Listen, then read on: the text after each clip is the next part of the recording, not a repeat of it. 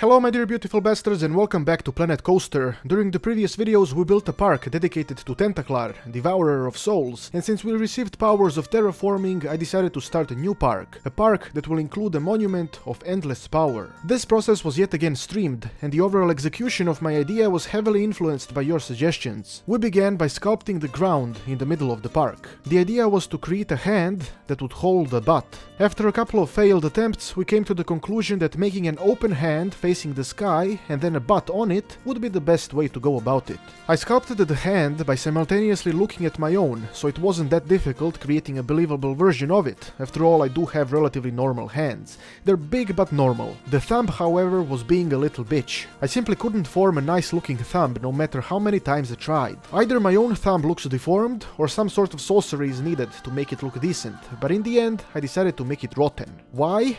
There is a good reason, we'll get to that soon. So once the hand was done, a butt was necessary. You see, the problem here was the fact that I spent most of my time touching butts, not actually looking at them. So I had trouble making a nice butt. At first everyone kept saying it looked like a vagina, so I found a butt sculpture online and started forming the hand butt step by step. The butt was eventually created and then I painted the hand white. Technically this is sand, so I suppose the hand is sand while the butt is black. Next step was creating a tunnel through the wrist and then a tunnel through the butt, so the coaster can go through it.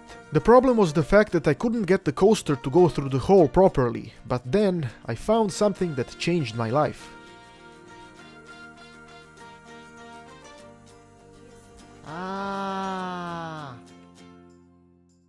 Creates the tunnel automatically.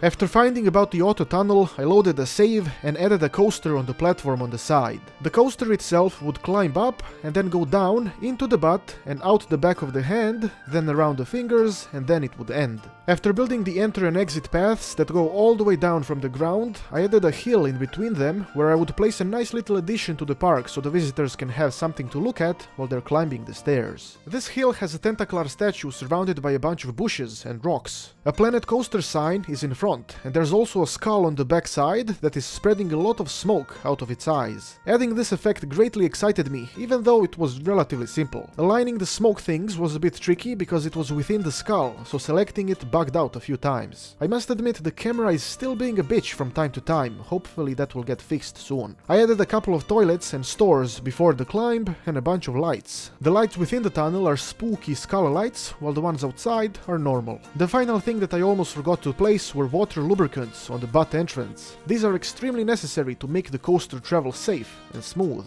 I still haven't explained why is the thumb rotten. Well, by now you should assume what's going on. The thumb was very naughty and liked to put itself in the butt, which over time made it rotten. I really like this because it gives some personality to the monument. It seems alive and with certain needs, which I think is always wonderful. This is basically the hand of the gods that is eternally touching a butt.